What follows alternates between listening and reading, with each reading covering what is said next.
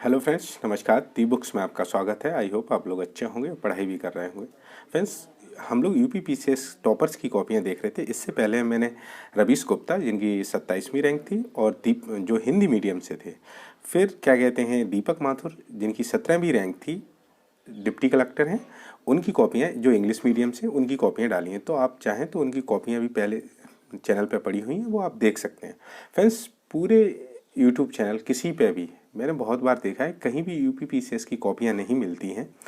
तो please channel को appreciate करने के लिए आप लोग चैनल को सब्सक्राइब और लाइक बटन ज़रूर दबाइए, अगर आपको अच्छा लगता है तो। चलिए आइए देखते हैं। ये कॉपी है जो डीएसपी कैडर में, जिनकी 14वीं रैंक है, आंचल चौहान की कॉपी है। बहुत अच्छा लिखा है। चलिए देखते हैं। जीएस की कॉपी है फ्रेंड्स। तो पहला क्वेश्चन देखते हैं। शहरीकरण विकास के इंजन के रूप में शहरीकरण विकास के इंजन के रूप में कार्य करता है, लेकिन भारत में शहरीकरण ने कई समस्याओं को मतलब उत्पन्न किया है। चर्चा कीजिए। ठीक है, चलिए देखते हैं। स्विट्जरलैंड के दावोस में आयोजित विश्व आर्थिक मंच सम्मेलन में यह स्पष्ट स्वीकार किया कि भारत के विकास की कुंजी इसके शहरों के विकास में निहित है। देखिए, अच्छी भूमिका है, खुद ही उन्होंने लिखा है, बेस अच्छा लिखा है। जैसे आपने मैंने लास्ट प्रीवियस जो कॉपियाँ डाली थी, जैसे दीपक माथुर की कॉपी जीएस थर्ड की डाली थी, मैंने आपको केवल पूरी कॉपी में यही बताया था कि उन्होंने जो भूमिका है, ये बड़ी अच्छी तरह उन्होंने 2-4 लाइन में, देखिए इन्होंने भी 4 ही लाइन में ख़त्म कर दी। 4 लाइनों में उन्होंने भी बिल्कुल सिंपल शब्दों में लिखा है। तो कोशिश करिए इंग्लिश मीडियम वाले या हिंदी मीडियम वाले वो कॉपी भी ज़रूर देख लें, और ये कॉपी भी ज़रूर देखें, कि इन चीज़ों से हम जितना सीख सकते हैं उतना कहीं भी नहीं सीख सकते हैं। तो टेक्नोलॉजी है, फ़ायदा लीजिए इसका, कि अब कॉपियाँ अवेलेबल हो जाती हैं। और ये कॉपी ज़्यादा पुरानी नहीं है, 2022 की कॉपी है, फरवरी की। क्योंकि मार्च में यूपी पीसीएस के मेंस के एग्ज़ाम थे, नहीं मार्च में नहीं थे, ये अभी हुए हैं। तो ये जो इन्होंने कॉपी लिखी जो करंट की हैं, तो आप इनसे सीख सकते हैं बहुत। चलिए देखते हैं। शहरीकरण विकास के इंजन के रूप में रोजगार के विकल्प अधिक अधिक हैं। ठीक है, जनसंख्या घनत्व अधिक है, ये हर शहर की प्रॉब्लम है। ठीक है, काम के लिए अधिक लोग उपलब्ध हैं। शहरी लोगों की आय ग्रामीण लोगों की आय से अधिक है। राष्ट्रीय सकल उत्पाद में अधिक योगदान है। तेजी से बढ़ती मांग से पूंजी निर्माण में वृद्धि, अधिक कौशल युक्त लोग, अच्छे रोजगार तक पहुंच। निसंदेह आज देश के विकास का रास्ता शहरीकरण से होकर जाता है, लेकिन तीव्र शहरीकरण ने कुछ समस्याओं को जन्म दिया है। देखिए, इन्होंने कमेंट लिखा है, जिसने भी कॉपी चेक की कमेंट लिया कि आपके लिखने की फ्लो बहुत अच्छा है। विश्व बैंक की 2015 में आई रिपोर्ट के अनुसार शहर हिडन एंड मैसी, अप्रत्यक्ष और अस्त व्यस्त हैं। तो आपको उसका भी ध्यान रखना पड़ेगा कि करेंट अफेयर से जो जिस से रिलेटेड आए, आपको वो भी पढ़ना पड़ेगा। शहरीकरण से उत्पन्न समस्याएं देखते हैं कौन कौन सी है। पर्यावरण गुणवत्ता में गिरावट, पारिवारिक मूल्यों में गिरावट, अपराध दर में वृद्धि, अवसंरचना दबाव, अनियोजित विकास, यातायात समस्या, शहरी बाढ़, मलिन बस्ती, ये प्रॉब्लम होती है। समग्रतः कहा जा सकता है कि शहरों के विकास में पर्याप्त संभावनाओं के साथ विविध चुनौतियां भी विद्यमान हैं, अतः उच्चतम लाभ के लिए इन चुनौतियों का उचित समाधान आवश्यक है। ठीक है फ्रेंड्स, तो ये पहला क्वेश्चन था। आप भी इससे बिल्कुल फोकस होके पढ़िए एक दो बार, आपको बहुत सी चीज़ें समझ में आएंगी। और मेन पॉइंट ये है कि मैं हर वीडियो में यही बताने की कोशिश करता हूँ कि आप प्लीज़ जो क्वेश्चन का बेस है, ये बड़ा अच्छा लिखें, भूमिका बहुत अच्छी बनाएं, जिससे जो एग्जामिनर उसका मूड बड़ा हल्का हो जाए। ठीक है, तो कोशिश करिए अच्छा लिखने की। और भी जो प्रीवियस कॉपियां हैं, जैसे दीपक की देखी कॉपी बड़ी अच्छी हैं। चलिए दूसरा क्वेश्चन देखते हैं। सॉरी।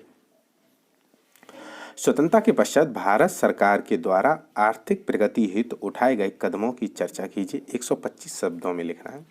तो स्वतंत्रता प्राप्ति के बाद से ही भारत की स्थिति सुधारने के अनवरत प्रयास, कितना अच्छा है, जारी किए गए थे, जो वर्तमान में भी जारी हैं। सरकार द्वारा भारत की स्थिति विशेष को देखते हुए लक्षित कार्यक्रम अपनाए गए, जिनके समयानुसार नए आयाम भी शामिल हुए हैं। चलिए देखते हैं। पंचवर्षीय योजनाओं का गठन, ठीक है। पंचवर्षीय योजनाओं का गठन 1951 में ही हो गया था। इस योजना में कृषि क्षेत्र पर अधिक ध्यान दिया गया, क्योंकि उस समय खाद्यान्न आपूर्ति सबसे बड़ी समस्या थी और भारत की 70% से अधिक आबादी कृषि कार्यों में संलग्न थी। दूसरी पंचवर्षीय योजना में उद्योगों के विकास पर ध्यान दिया गया, जिसमें बाहरी उद्योगों को बढ़ावा मिला। ठीक है फ्रेंड्स, ये देखिए, ये प्री में भी काम आएगा, मेंस में भी काम आएगा, तो थोड़ा ये डेट प्री के लिए और मेंस दोनों के लिए इम्पोर्टेंट है, तो ध्यान रखिए थोड़ा। बढ़ावा मिला और आर्थिक विकास को प्रगति। इसी क्रम में 1991 में उदारीकरण, मोस्ट इम्पॉर्टेंट है उदारीकरण, बहुत अच्छा है, ये बहुत अच्छी कॉपी लिखी है फ्रेंड्स। हो सके तो आप इनको प्रिंट करवा लीजिए, काम आएंगी आपके, और ज़्यादा पुरानी कॉपियाँ नहीं है ये। इसी क्रम में 1991 में उदारीकरण की नीति अपनाई गई। परिणाम स्वरूप भारत में निवेश में वृद्धि, सेवा क्षेत्र का महत्व बढ़ा। आज सेवा क्षेत्र देश में सकल घरेलू उत्पाद में योगदान करने वाला सबसे बड़ा क्षेत्र बन गया है। ठीक है, अब देखते हैं क्या है। भारत सरकार द्वारा विभिन्न रोजगार कौशल उन्नत कार्यक्रम चलाए गए, जिसके परिणाम स्वरूप लोगों की आय बढ़ी है और आर्थिक विकास की भी। इनकी प्रमुख योजनाएं मनरेगा, ट्राइसेम, पीएम कौशल विकास योजना, राष्ट्रीय आजीविका मिशन। अभी भी सरकार द्वारा विभिन्न प्रयासों द्वारा आर्थिक विकास के उच्चतम स्तर को छूने का प्रयास किया गया। फ्रेंड्स, ये नोट डाउन कर लीजिए। मैं तो ये कहूँगा कि जो भी मेंस या प्रीलिम्स की तैयारी कर रहे हैं, प्लीज़ इस क्वेश्चन को लिख लीजिए आप, या इसकी कॉपी निकाल लीजिए आप, ये आपके काम आने वाली हैं, बहुत हेल्प करेंगी। चलिए देखते हैं तीसरा क्वेश्चन। भारत में असंगठित क्षेत्र में रोजगार के समक्ष आने वाली समस्याओं का वर्णन कीजिए। सरकार के द्वारा इसके समाधान हेतु कौन से कदम उठाए गए? 125 शब्दों में लिखना है। अब असंगठित क्षेत्र क्या होता है आपको पता होना चाहिए। तो असंगठित क्षेत्र वह क्षेत्र है जिसके कर्मचारी की पर्याप्त जानकारी, वेतन, संख्या आदि संबंधित आंकड़ों की अपर्याप्तता है तथा एक अनुमान के आधार पर ही इनकी संख्या व अन्य जानकारी का आकलन किया जाता है। देखिए फ्रेंड्स, असंगठित क्षेत्र क्या होता है, मैं एक लाइन में आपको बताना चाहूँगा। असंगठित क्षेत्र वह क्षेत्र होते हैं जिसमें जो कर्मचारी है उसका पंजीकरण नहीं होता है, मतलब उसका रजिस्ट्रेशन नहीं होता है, तो जिससे उसे फंड नहीं मिल पाएगा। अगर उसकी कोई एक्सीडेंट हो जाता है तो वो उसको क्लेम नहीं मिल पाएगा फिर। तो ये सिंपल वे में है, इन्होंने जो क्या लिखा है ये नहीं समझा, जैसे परिभाषा प्रभावी नहीं है। और देखो क्या लिखा है टीचर ने, वह क्षेत्र जिसमें सरकार के साथ पंजीकृत नहीं है तथा रोजगार शर्तों का पालन नहीं किया जाता है। ठीक है, जिसमें रजिस्ट्रेशन नहीं होता है। और यही तो ईपीएफओ की जो वैकेंसी आने वाली है अभी जल्दी में ही, तो वो यही तो काम करते हैं कि किसका रजिस्ट्रेशन हुआ है, किसको क्या प्रॉब्लम है, उसको बीमा मिला है कि नहीं मिला है, तो यही तो है। और हमारे देश में सबसे ज़्यादा लोग असंगठित क्षेत्र में ही काम करते हैं, तो सरकार इस पे भी काम कर रही है। अब देखिए, असंगठित क्षेत्र देश के एमएसएमई में संलग्न, मतलब माइक्रो में संलग्न सर्वाधिक बड़ा भाग है। इसके समक्ष आने वाली समस्याएं, सरकार द्वारा चलाई गई योजनाओं का लाभ नहीं मिल पाता। फ्रेंड्स, उनको क्या कहते हैं, बीमा नहीं मिल पाता, क्लेम नहीं मिल पाता अगर उनको कोई समस्या होती है, तो इसलिए कराना जरूरी होता है। कार्यस्थल सुरक्षा नहीं होती है। पेंशन पीएफ योजना, हाँ, प्रोविडेंट फंड नहीं मिल पाता है। यही तो काम ईपीएफओ ऑफिसर्स होते हैं, वो कराते हैं। कार्यकाल संबंधी सुरक्षा नहीं के बराबर है। फिर उन्होंने नहीं लिखा है, मतलब उन्हें ज़्यादा पता नहीं था इसके बारे में, तो उन्होंने फिर छोड़ दिया है। ठीक है, अच्छी बात है, उसमें क्या उल्टा सीधा लिखने से अच्छा है कि आप उसको छोड़ दें। फिर देखते हैं भारत में श्रम क्षेत्र से संबंधित। फ्रेंड्स, इससे पहले जो दूसरा और फर्स्ट और दूसरा, पहला और दूसरा क्वेश्चन था बेहतरीन था, कोशिश, और तीसरा भी अच्छा लिखा है। बस आप असंगठित क्षेत्र की परिभाषा आपको पता होनी चाहिए कि असंगठित क्षेत्र क्या होता है, तो 2 लाइन में लिखने की कोशिश करिए। जितने भी हिंदी मीडियम के हैं, ये जो कॉपियाँ मैं डाल रहा हूँ उन कॉपियों को आप घर पर आराम से क्वेश्चन लिखिए, आंसर लिखिए और मैच करिए प्लीज़, अगर करना है तो। अदरवाइज आप देख के छोड़ सकते हैं, कोई दिक्कत नहीं है औरों की तरह। तो कॉपियों से सीखने की कोशिश करिए, 2-3 बार पढ़िए, 2-3 बार वीडियोस देखिए, आपको समझ में आएंगी चीज़ें। चलिए देखते हैं, भारत के श्रम क्षेत्र से संबंधित समस्याएं कौन सी हैं, भारत सरकार के द्वारा इसके समाधान हेतु कौन से कदम उठाए गए हैं, 200 शब्दों में लिखना है। ठीक है, भारत के श्रम क्षेत्र की बात हो रही है। श्रम क्षेत्र से संबंधित समस्याएं भारत में स्वतंत्रता प्राप्ति के पूर्वी शुरू हो गई थी, जिनमें कुछ समस्याओं का तो समय के साथ दूर किया गया है, लेकिन कुछ अभी विद्यमान है। बिल्कुल सही रखा है कि हाँ, जैसे 1948 का एक्ट बनाया गया था, उसी समय 48 का एक्ट, जिनसे बच्चों की मजदूरी नहीं करवाने का भी, तो ये सारे एक्ट बनाए गए हैं। आई थिंक इन्होंने लिखा होगा इसमें विद्यमान है। नंबर 1, श्रम कानूनों की अधिकता है। श्रम कानून में स्पष्टता का अभाव है। ठीक है, श्रमिकों एवं उद्यमी वर्ग में हित अलग अलग, जिनका एक समाधान संभव नहीं। श्रम कानून समवर्ती सूची का विषय जिस कारण केंद्र राज्य सरकारों में असमानताएं हैं।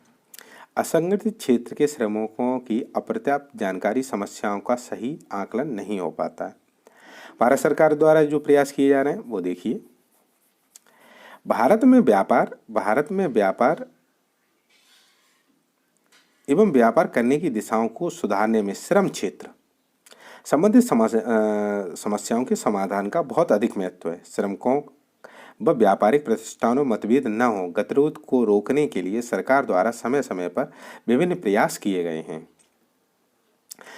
अब देखिए नंबर 1, देखिए टीचर ने भी गुड पॉइंट लिखा है, अभी पढ़ते हैं तो देखते हैं क्या लिखा है ना। जटिल श्रम कानूनों की संख्या वर्तमान में 40 या 90 से अधिक है, ये 90 लिखा है इन्होंने, जो कम करके 4 तक सीमित करना, जिसमें 4 वर्गों में संहिता बनाई जाए।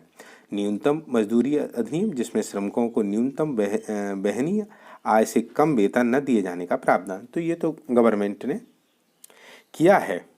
श्रमिकों की समस्याओं के समाधान के लिए 20 से अधिक कर्मचारियों वाले प्रतिष्ठानों को सीमित कर गठन करना होगा। श्रमिक कार्ड योजना, इसमें श्रमिकों को एक राज्य से दूसरे राज्य जाने पर रोजगार की प्राप्ति आसानी से हो जाएगी। ये अच्छा है पॉइंट। उपयुक्त प्रयासों के परिणाम स्वरूप भारत में पिछले कुछ वर्षों में श्रम क्षेत्र में समस्याएं कम हुई, जिससे भारत के व्यापार करने की दशाओं में भी व्यापक सुधार हुआ है। इसका आकलन भारत की विश्व बैंक की ईज ऑफ डूइंग बिजनेस जो रिपोर्ट रैंकिंग में सुधारों 2021 में 63वां, साथ ही सुधार करने वाले शीर्ष देशों में शामिल लगाया जा सकता है। देखिए फ्रेंड्स, जब तक करंट अफेयर्स का कुछ डाटा आप नहीं लिखेंगे तब तक अच्छा ही नहीं लगेगा। हाँ, पुराना ट्रेडिशनल लिखना पड़ता है, क्योंकि स्टार्टिंग तो हमें ट्रेडिशनल से ही करनी पड़ती है। जब क्वेश्चन लिखते हैं तो हमें ट्रेडिशनल लिखना पड़ता है, क्योंकि वहाँ से भूमिका बनती है, मतलब वहाँ से बेस बनता है हमारे क्वेश्चन का कि हमें ये है। अब इकोनॉमिक्स में स्पेशली आपको लिखना पड़ेगा। इन तीनों क्वेश्चनों में आपने देखा होगा, ये 4 क्वेश्चन हैं ये, ठीक है। इन चारों क्वेश्चनों में आपने देखा होगा कि बेस ट्रेडिशनल है, फिर हम करेंट पे धीरे धीरे आते जाते हैं। ठीक है, चलिए देखते हैं 5वां क्वेश्चन। भारत में गरीबी के विभिन्न कारणों का वर्णन कीजिए। यह आर्थिक विकास में किस प्रकार बाधा उत्पन्न करती है, 200 शब्दों में इसको लिखिए। फ्रेंड्स, इनका राइटिंग भी बहुत अच्छा है, तो अच्छा लिखा है। गरीबी उस आर्थिक दशा को कहा जाता है जिसमें व्यक्ति अपनी मूलभूत आवश्यकताओं भोजन, वस्त्र, आवास को भी पूरा करने में सक्षम न हो, जबकि बहुआयामी गरीबी में शिक्षा की अनुपलब्धता भी शामिल है। हाँ, अगर आपको गरीबी, जैसे यही नहीं है कि यही डेफिनेशन आपको पता है, आप अगर और स्टाइल से लिखना चाहते हैं तो आप वो भी, पर पर्पज एक ही होना चाहिए। ठीक है,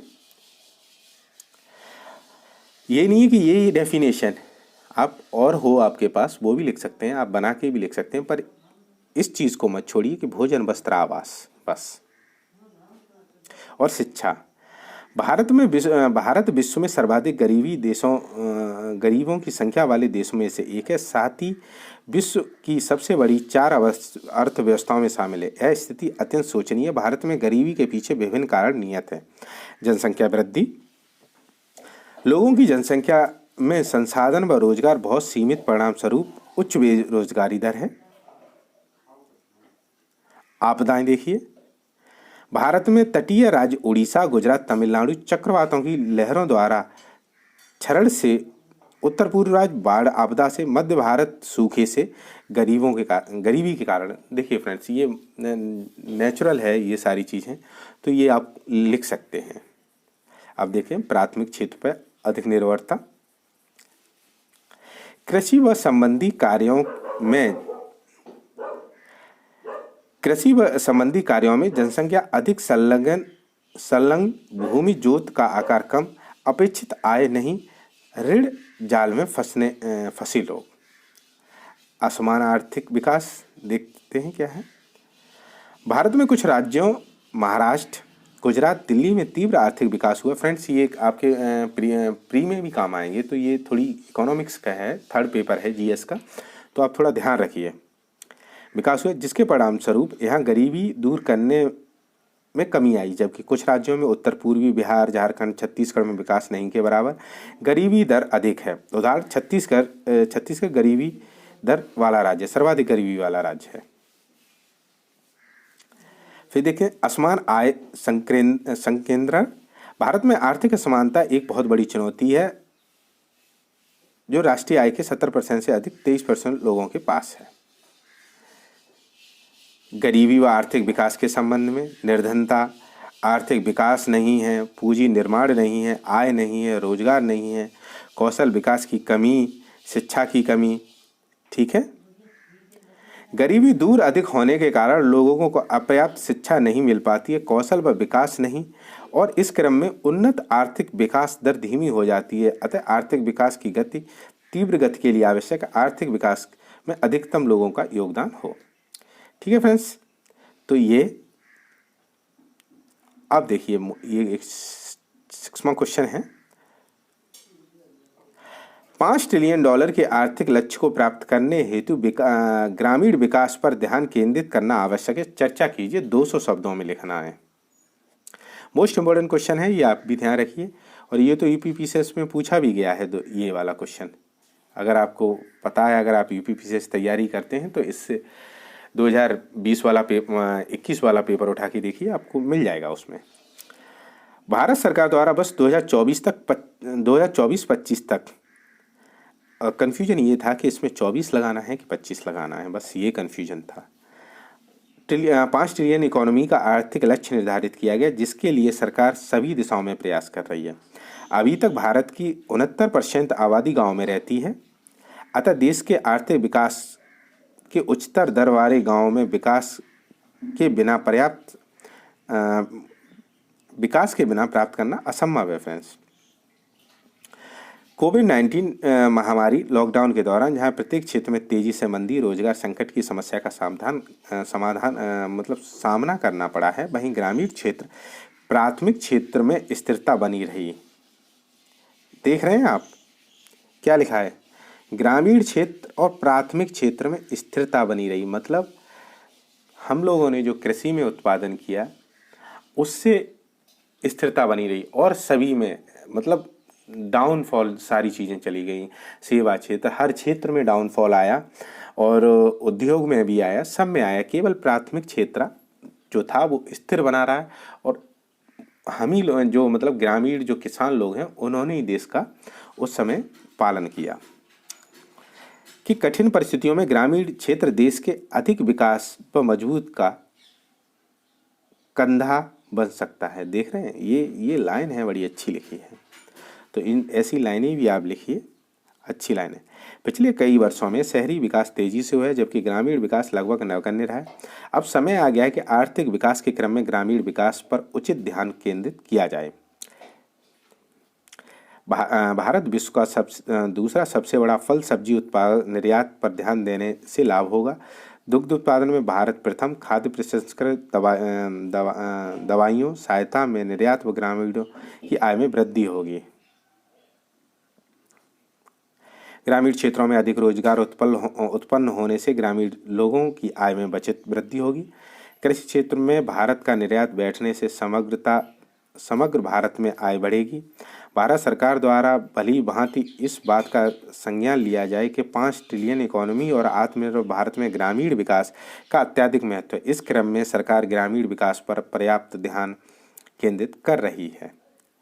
ठीक है फ्रेंड्स, तो ये हो गया 6वां क्वेश्चन। ये इसमें इस कॉपी में 7 ही क्वेश्चन हैं और इन्होंने बहुत अच्छा लिखा है। तो प्लीज़ आप कमेंट करके बताइए कि कौन सा क्वेश्चन आपको अच्छा लगा, कौन सा इन्होंने अच्छा लिखा है। और अगर आपको मेरा काम पसंद आए तो प्लीज़ चैनल को लाइक ज़रूर करिए, वीडियो को लाइक करिए, चैनल को सब्सक्राइब करिए। वीडियो देखने के लिए धन्यवाद। Thank you so much.